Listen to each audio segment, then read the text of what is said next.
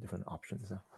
This is the Nefio SDK meeting on January 16th, 2024.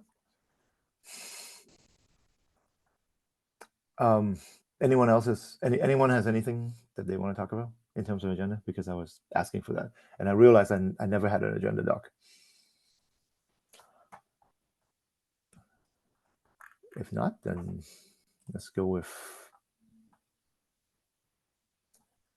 what I suggest.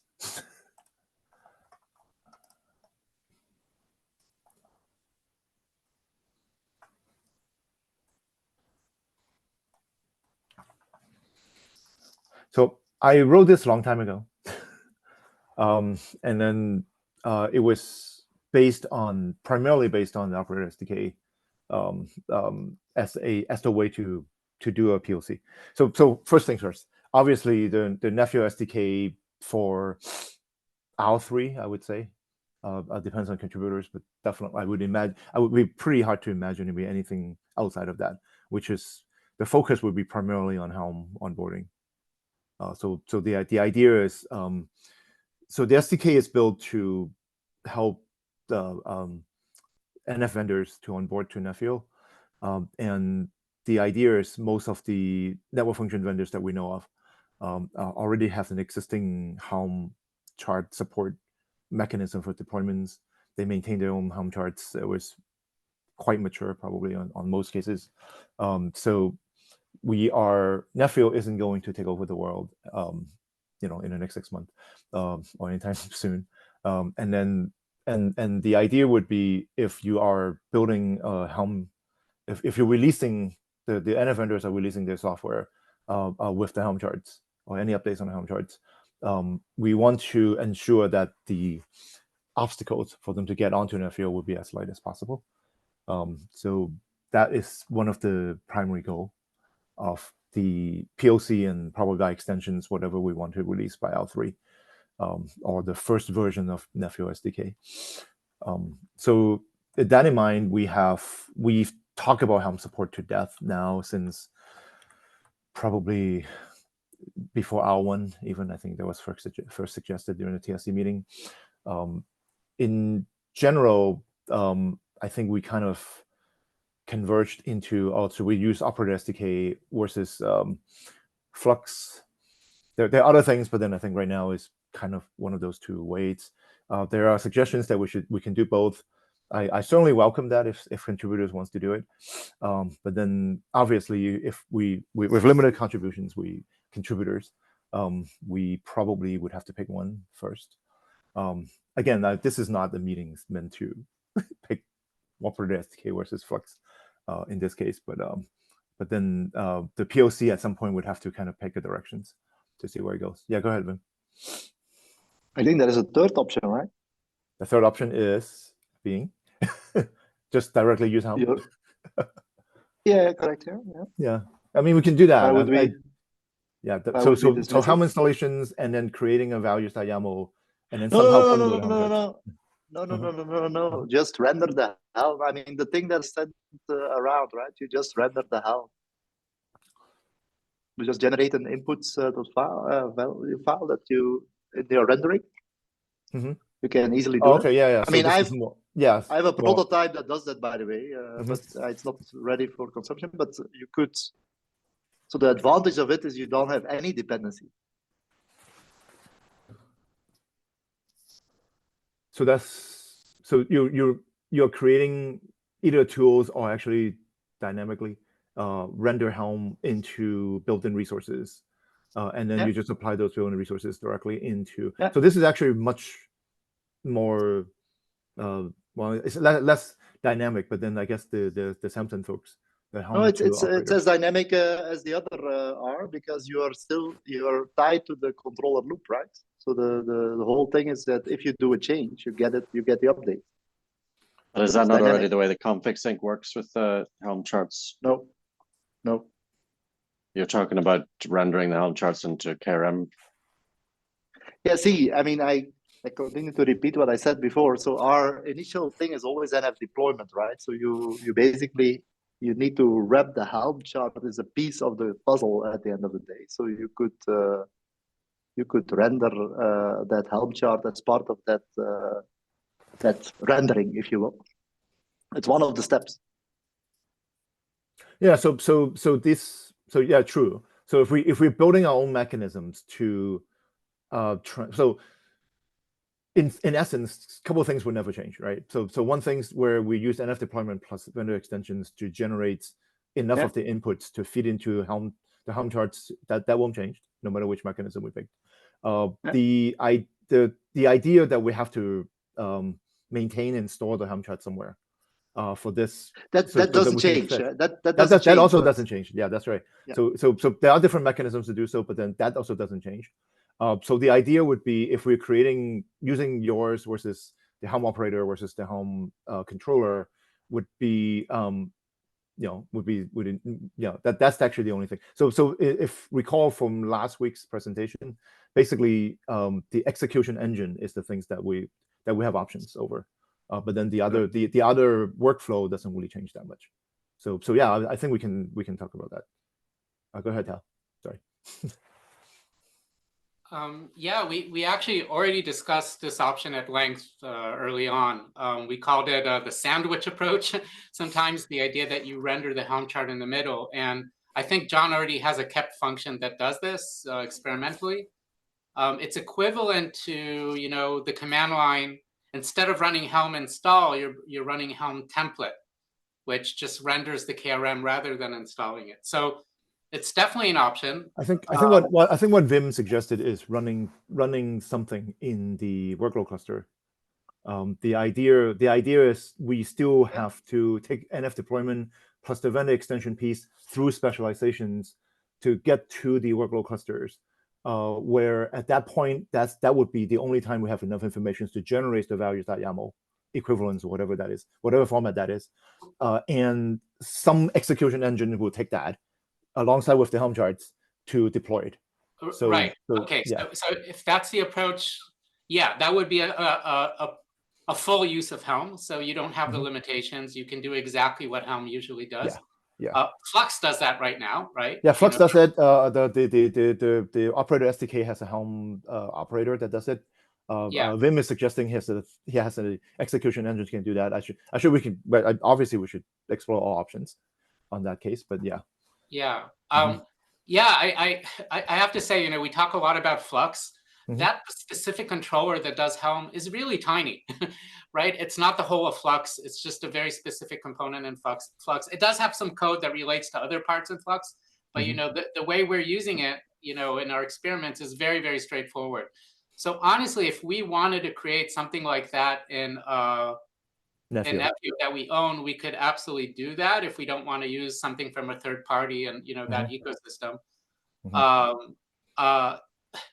There's a long discussion in Helm, when they moved from Helm 2 to Helm 3. If you remember, the early days of Helm had a component called Tiller, right? Which was basically that, right? And it was a requirement for Helm. The idea was that you did have a server component and it would actually deploy there. Yeah, especially more like a Helm as a service thing that runs directly on. Yeah, with Helm 3, they removed that requirement because actually it was an optional requirement. You could still use it with a client in Helm 2. But with Helm 3, they decided to deprecate that whole component and make it entirely a client-based approach instead of having two different code paths. That was very confusing. So we're essentially what we're trying to do here is move back to where Helm 2 was. Anyway, I'm just trying to put this in a more general context of the conversation regarding Helm. Okay. Right. I think during a time when especially when Bala invited some of the Red Hat folks to talk about this, I think Tao, you said it very nicely, which is one of the things that if we are using either Flux or operator SDK's Helm operator / controller, we definitely one major consideration point is what is the support, the community support, the long-term roadmap, and whether or not there's enough people supporting this. So if we have one on FEOs, then hopefully FEO can support it very strongly. Versus I think one of the major concerns for the operator SDK part is that it sounded like the support isn't very strong, or the roadmap isn't very strong. But in any case, sorry, go ahead, Kieran. I'm not sure if it's relevant to what you were just talking about there, but my sense of the operator SDK here, as a separate Helm operator, you could also have that embedded in the NF vendor, NF operator extension, given that it's really just invoking the Helm client library. It doesn't need to be a separate operator. Yep, that could be an option too. So if you, we would like to give you a framework to make your life easier, but then as a network function vendors, if you feel more comfortable because of different Helm versions that you want to support for backward compatibilities or something, although V2 is end of life already, but anyway, or any other additional features that you may actually find possible, that could very well be a path going. Although, if for POC perspective, we do want to do something on that path, in terms of leveraging either an existing thing or using something that Vim has. Okay, go ahead, Tal. So this is an ongoing issue that I trying to present and create a more comprehensive proposal for. But the idea that our infrastructure, I think, should be decoupled, right? So our different implementations. So, if you're using Google Cloud, you're probably using config sync, right? You don't have to, but you probably are. If you're using Red Hat, you're probably using ACM and Argo, right? Again, you don't have to, but you probably are. If you're using Microsoft, you're using their. So different cloud providers have different environments and different tooling. And to an extent, I wonder if Nefio doesn't have to have an opinion over how you deploy a Helm chart. That is, if we have a CR that wraps the values.yaml, points to a chart, and say, okay, deploy this, somewhere beneath there would be a component that sends it to the right place, right? If it means installing it at the workload cluster. So you're much closer to what Kieran just said, which I think that's actually not a bad approach, because last week's presentation, if you folks remember, the idea, the really core ideas of the evolution of operator is that I would like to completely separate out the owner of templates, the owner of the execution engines, and the owner of the Nefio operator piece, which is the values.yaml generations based on our CL plus the vendor extensions. So if we,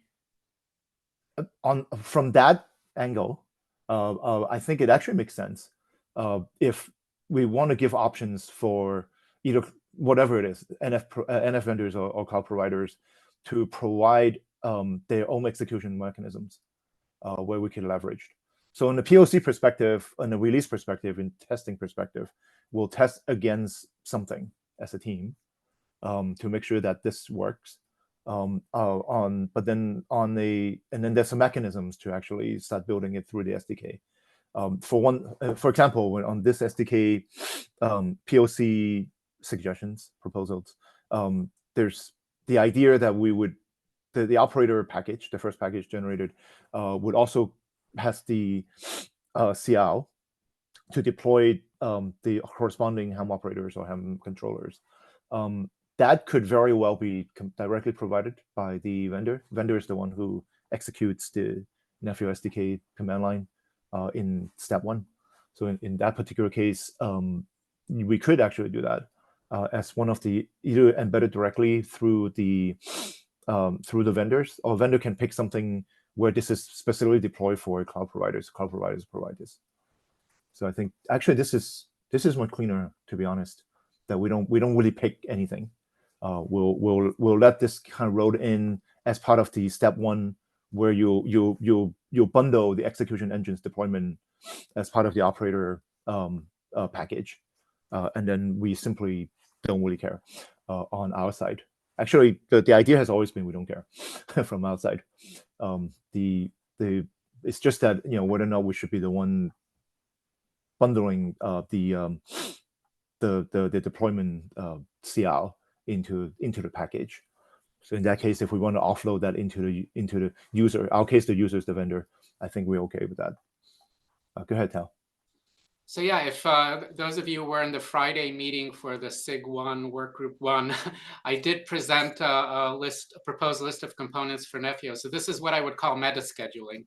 The idea that we have a certain resource and then the meta scheduler sends it to the right place. So it would be somewhere in the cloud provider, CI/CD, whatever pipeline deployment orchestration, right? So part of that narrative, whatever it is you're using, the meta schedule would be able to take the Helm chart plus the values.yaml and say, okay, handle this, right? Except that one approach that I mentioned before, the sandwich approach, happens inside Nefio, right? It's part of our specialization process. So assuming that's something that we want to support, then that would be the only approach that's like internal to Nefio, right? And not decoupled from Nefio. Pros and cons to that approach, I don't think we've really done serious testing of it. I don't know if we want to do serious testing of it. It's an interesting approach, right? Because as Wim kind of hinted, it keeps you inside KRM, right? You take the chart, you explode it into KRM, and now it's just a regular KRM package, right? So it kind of turns Helm into kind of an intermediary tool here. But there are all these issues with using Helm template versus Helm install. It won't work for 100% of Helm charts. But yeah, anyway, Wim, go ahead. Yeah, in my mental model, the sandwich happens on the workload cluster. Yeah. So again, that's exactly how I interpret what Wim said. So I'm saying, so actually, if that's the case, let's actually kind of converge on that now. So we'll put that, we'll offload that into the NF vendors or whoever the user is directly. Well, we're not picking one, although we probably would build a POC with one in mind, because we can do all kinds of things on POC. But then it seems like we are saying that, hey, the SDK, not so much the SDK, but it is more the vendor users responsibility that to make sure that they would bundle the execution engine, or at least pick a execution engine if it's already provided by the infrastructure provider, and make sure that this is actually embedded inside the operator package. So let's just separate those two approaches. Yeah, I understand there's an approach that's based on the running Helm at the workload cluster, but there's also an approach that we discussed and John discussed, that the sandwich approach, which is different from that. That's running inside the management cluster as part of preparation. And there are advantages there in that we stay in KRM, so we can actually continue the specialization process after Helm does the work, right? So Helm can actually generate from the chart something that's not entirely prepared. And then we continue doing specialization, for example, I don't know if it's IPAM injection or something like that at the level of those KRM packages. It's kind of confusing to me because we're mixing kind of Helm with Nefio principles together in terms of generating KRM, but it could potentially be useful. So yeah, I'm not saying we need that approach in Nefio and it needs to be supported, but it is an approach that we— Yeah, I would actually suggest, at least for this release, let's probably just focus on the more of a on workload cluster approach first. I actually, so again, going back to the initial intent, we would like to take Helm charts directly from NF vendors. With some modification is a very strong word, but as much as possible. And without, so if we take that template it, render it to a certain extent, and then run specializations on top of that also, the idea would be, the Helm from the vendors are not something we could render fully for whatever reasons, which is an interesting in the middle approach, but I don't know whether or not that actually fits into what we're thinking. But anyway, so go ahead, Kieran. So this sandwich approach concerns me a little bit because of the issues around the use of the templating, which I think you mean, Tal, when you say you would basically onboard the Helm chart, then you would use Helm template to generate some of the KRM artifacts, and then you would, after that, then start to specialize them more going forward. And then after that, you would deploy them into the workload cluster using KRM directly. Yeah, you wouldn't have to do that. I'm saying that because it becomes a KRM package, you could potentially, but yeah, you don't. Yeah, but that removes I think one of the challenges that we highlighted in previous meetings around sort of using this Helm templating approach to convert to KRM versus using the Helm client native capabilities is that a lot of NF vendors, ourselves included, would have put some reliance on things like Helm hooks, which are required to kind of be interpolated in between the rollout of the pieces of infrastructure. So that's kind of why we wanted to avoid going down that route. I could also think of cases where something like this is awkward. For example, if we do day 2 operations, where from that point on, NF deployment now sends a block of IP address instead of a specific IP address. So half of it, when we do deployment day 1, we'll allocate an IP address, send it to an interface. And then if day 2, we have to, say, create another pod, which would consume another IP address from the block, that would happen on the operator side. So in that case, for somehow, somewhere, on the management clusters, if we allocate an IP address off of the block, we have to communicate the information to the operator again. To maintain the day 2 operation type stuff.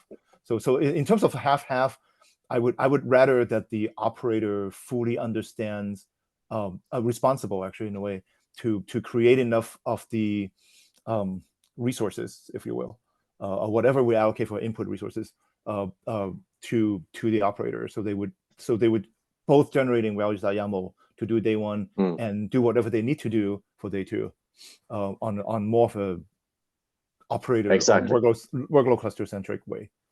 So my perspective was that this runtime operator with the vendor extension would understand how to translate from Nefio allocated IP addresses and other resources into how that NF vendor specifically does values.yaml. So that then the customer, the user of the Nefio system, the deployer of the network function doesn't need to care that there's Helm under the hood. But it would, the values.yaml would be generated just before the workload instantiation. And at that point, you would have done your conversion from the KRM that specifies the input parameters into the values.yaml, pass that into the Helm client, which would then talk to Kubernetes and do the workload instantiation along with the Helm hook execution and so on. Right. This is what I keep emphasizing, is that at the end of the day, it doesn't matter if you're using an operator or Helm from Nefio's perspective, because you just generate a bundle of properties, whether it's a values.yaml or a CR, you don't care. There's something down the line that takes it. Now, this is all not 100% true because Helm is not 100% declarative, right? If you update the values.yaml, there's no reconciliation loop. So exactly. But that might be the operator's responsibility then to take care of some of those reconciliation tasks. Yeah, the operator reconcile. The back end is not declarative, which is perfectly fine. Which is probably going to be the case most of the time anyway for network functions configuration changes and things. So I mean, there was some work done, I think, in the Flux operator and the Flux Helm operator to try and do some of that reconciliation, and there's been some mixed experiences, I think, with that. Okay, cool. No, I actually like this. This is great. So that's a good suggestion. So let's offload that to users. If they want, whatever execution things that they want to do, is up to them.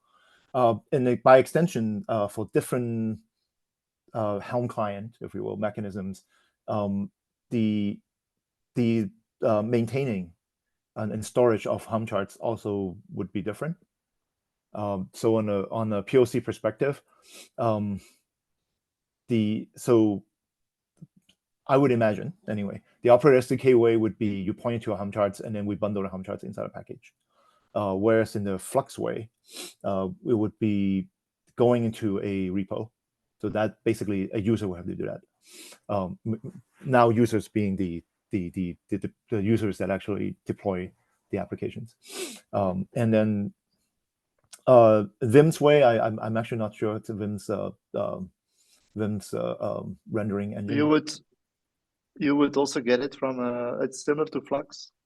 Okay, that's nice. So let's check out the mechanisms where we would store the Helm charts on the repo, and then as Wim pointed out last week, as I said on the very end of this, because I have no idea how to do that yet. I haven't actually investigated, which is Config currently is already looking at the repo, and then we want to have just more of a centralized entity to have the permissions to read a repo.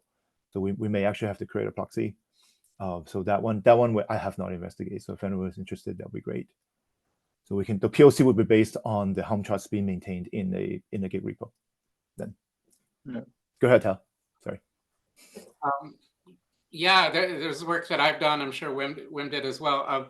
I think if we have a CRD for something called a chart reference, Helm chart reference, something like that, The CRD can actually support various modes. We can give it a URL in lots of places. I have a pretty powerful URL library that supports Git repos with tags, supports image repositories, support regular HTTP, FTP, whatever. It's pretty powerful in that respect. So you can give it a reference to where the chart is, or we can even support inline charts, right, that are inside a config map or something like that, or even a local file artifact if you're just doing testing. So I think if someone sent it offline, CRD, we can have a library that handles it and make sure that it generates a compatible URL. I think Flux does that, but not as comprehensive. So Flux only operates on the repo, obviously, and then it does that by having exposed CLDs where you can specify the repository, the chart names, and then the versions and stuff like that. So you can so something like this, we may want to, because now we put execution engines onto the vendors, so they would have to embed a custom resource, a CL, in the in that case would be the NF package. NF package operator package is actually fine, but it's probably an NF package where you would point it to a chart, but then it has to be compatible with the operator that's deployed earlier also. Let's go ahead, Wim. No, what I was suggesting, I mean, it's similar to what Tal said, but what I would suggest is that I've seen many operators that don't allow like a workload cluster to access like Git directly, so there's only one entity. Right. But what we could assume for now, right, is that you could run a local Artifactory or whatever on the workload cluster, right, and assume that someone puts the charts there, right, or whatever other artifact. Yeah, I mean, for POC, for initial things, we can do that first. And then we'll hopefully getting some user requirements coming back and telling us that we have to build a infra piece, if you will, or a Nephew infra piece, where it would kind of be the only one that can access the gig, if we get the requirements from users. So so let's not do things before someone asks for it. Yeah, correct. So, yeah. So cool. So we can do that on the POC. So okay. So I think we have general understanding of the POC then, or whatever we're going to build. The POC is going to be whatever we're going to build for R3. So the tools, the SDK tool chains would allow you to specify what the Helm clients you want to deploy on the workload cluster. We converged on the Helm charts being maintained on a Git repo, and we converged on some sort of, so we may use operator SDK versus a kill builder in that case, but we need a operator SDK, operator space SDK, of something where users or vendor users can still specify their vendor extension CLDs, and we can, be nice, we can create a reconciliations that is watching the NF deployment, and then some libraries that would allow you to access the parameter refs. So that's your vendor extensions would be embedded there, and then you will process it from the operator. So that's on the operator side. So I think that part is not bad. So the other part would be the hydration pipeline, which is basically the function SDK, I think, that Vim has, that would allow us to insert parameters into the vendor extension pieces. If it could be automated, and that would be for 3.5GC. It's not that much to do, but then I figure if we want to, we could. What is missing right now for 3.5GC is we don't make the PLMN and the slides SNNSI and NSSI informations into as an input instead of hard coding, because today is hard coded. So we may extend that on the POC, so it will allow us to set the PLMN on the pipeline, so you can put that on SAS, because I think Saga and Joseph already did that in terms of getting for OAI. Yeah, So OAI so is done, OAI. yeah. So for us, for us meaning, well, for free 5GC, AMF and SMF share the same PR elements. They both have PR inputs. So the fun thing would be to write something so that they would, even if you render them differently, they will actually be able to take the same parameter. But then, you know, it's not a required POC thing. But then if this is more like a POC that would also making sure that the Nephew SDK would allow you to point to a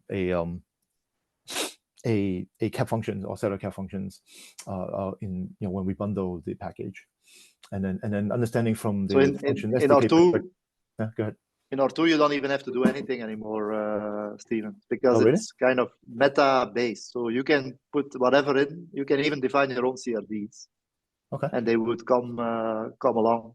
That's what Sagar did, by the way. And that's what we did with Sagar and Josef. Okay. So because we had a bit of a discussion on, okay, should we model and start? We started to go into 3GPP space, and we decided not to do so. So we defined a config CR, which is kind of a meta CR that you can put whatever in that you want, and it basically will. So there is one function that we did on the SDK. But then if a parameter is common across different network functions, we do have to store them somewhere in a controller, right? Yeah, so we have this cross-referencing. So we can basically take a CR from a package and insert it in other packages. I see. Okay. Yeah, okay. That's cool. So if you have that, great. We can somehow push that into the hydration pipeline. So it would be nice. The SDK. So the idea would be the SDK generated free 5GC operators out of this PLC would kind of replace the O operators. And then they would use Helm plates. And that would be great. Yeah. That would be a great goal for R3. And then proving that it would work using the SDK mechanisms with Helm. So that's the idea. So we'll be. Go ahead. And the thing, the brief, so like not assigning a slash, so like a /32 or /128. For that, we have to do a small adaptation in the function, but it's actually provisioned to do so. So you can basically avoid allocating an IP on the exact interface, but just allocate the subtypes. Okay. So you can do that. Okay. So that's fairly easy. I mean, there's a small thing to be done, but it's yeah. No, I mean, it would be nice to get to that point where the operator is the one that would take from a block and then assign it to an interface. I'm not sure we can do that. I mean, that's more an operator logic change. It would be a good byproduct. No, but you would. Okay, yeah. That's if we do that, it would be great. It's a great thing to do. Yes, it's a longer conversation beyond SDK. But then if we are changing the operator anyway, that may actually be something good to also do by itself. And then maybe we'll find some way where we can have common libraries and things too, from an SDK perspective. But then again, this is one step at a time. So okay, cool. I think we have hopefully a good directions of the PLC, which hopefully would become our first version of the SDK. And then I'll in terms of the SDK, proving the SDK works, we'll be using the SDK to create the free 5GC operators, AMF, SMF, and UPF, and just use that to replace the current one. That's the idea. So I will sort it out a little better on the documents, and then we'll let you guys know when the document's ready, hopefully in a day or so. And then hopefully we'll get folks that are interested to sign up to do things. Does this sound like a plan?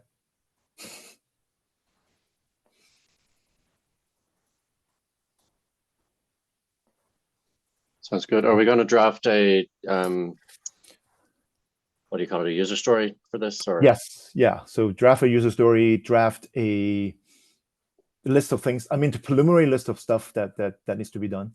Obviously, the community, all of you folks should chime in and kind of identify different pieces that needs to be happening to get to a workable SDK and the sample that we generate on this PLC / released, and then hopefully we'll have contributors to work on it. I know we had a task list. I did a task list a long time ago, and there are folks actually standing up. We're very thankful for that. Probably needs to revamp a little bit. For example, I had a version checking thing for Nephew that needs to cross-reference to see whether or not all those pieces are synced up on versions. I suspect either the NF to infra or someone would probably have that anyway. So we'll sync up with that subgroup, and hopefully we have common infrastructure to handle that cases, to make sure that all the CLDs, all the package bundles, all the executables, and your network functions are on the same agreeable versions, compatible versions. But then again, on a POC perspective, we're only doing one for now. But then by the time we release, hopefully we have a mechanism to solve that. Yeah, so I'll do that, and then I'll make everything editable by everybody, so folks that are interested can go in and suggest more tasks, or refine the user story, refine the scope, and we'll then go from there. Sounds good. Okay. Any other things to talk about? Any other things anyone wants to bring up? If not, well, thank you. So I'll do the preliminary doc, make it editable by everybody, and please go ahead if you're interested to join the effort, or if you're interested in general, go ahead and comment, change to the doc.